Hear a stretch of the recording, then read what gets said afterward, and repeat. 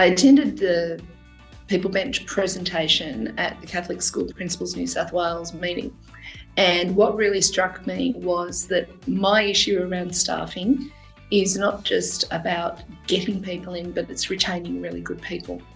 And having a sense of where staff culture was sitting at and actually valuing that to be able to retain the really good staff, to be able to work with a part-time workforce, because that's the reality of what I've got. It's either that or nothing.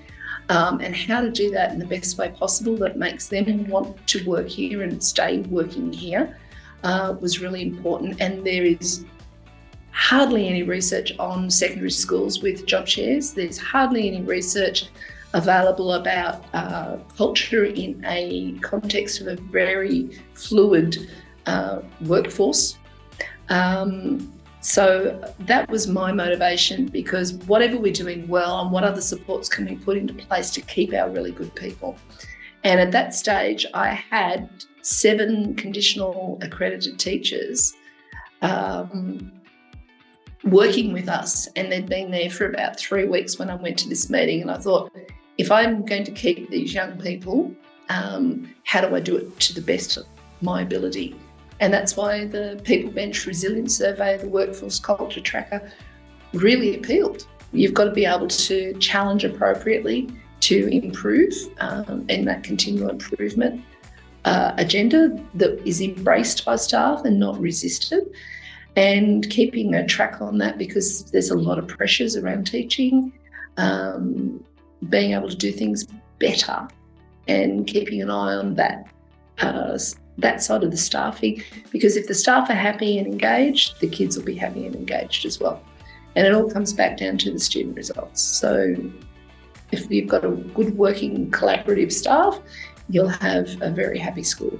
The breakdown by age demographic was absolutely eye-opening for me, that realistically our early career teachers and our young people are actually less resilient than some of our mid-career people.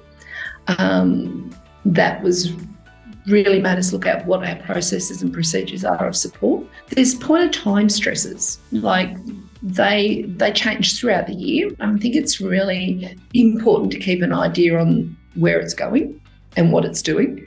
So doing it twice a year to me makes sense in terms of being able to get a sense of where people are at, and do we need to do things differently in terms of timing for parent-teacher nights, all the things that are mandatory, but we can work around what goes with them and where they are. So I think that otherwise you just tend to do it once a year and leave it, and you don't keep it on your agenda. I think it has been, very well supported, and it's been a very interesting dive into a different data set that has created a lot of discussion that's been very positive. I've done more staffing in the last 18 months than I have done in the entire 13 years of being a principal.